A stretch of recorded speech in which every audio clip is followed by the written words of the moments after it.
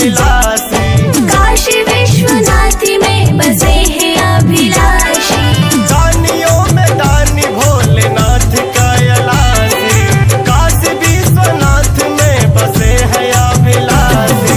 चारा जाके चक्कर चलावे राजा जी। चारा जाके चक्कर चलावे राजा जी। शिव गुरु के चर्चा करावे राजा जी।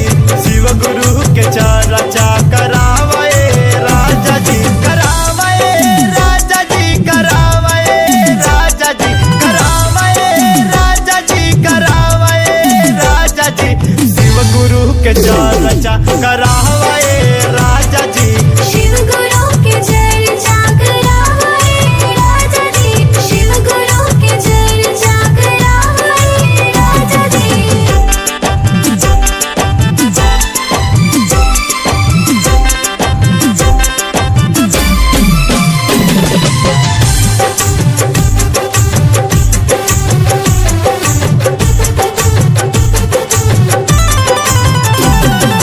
गोलू के बुलाला रितेश के बुलाला। गोलू के बुलाला रितेश के बुलाला। नीरज पिंकल लौरी आकाश के बुलाला। नीरज पिंक लौरे आकाश के बुलाला। गोलू के बुलाला रितेश के बुलाला।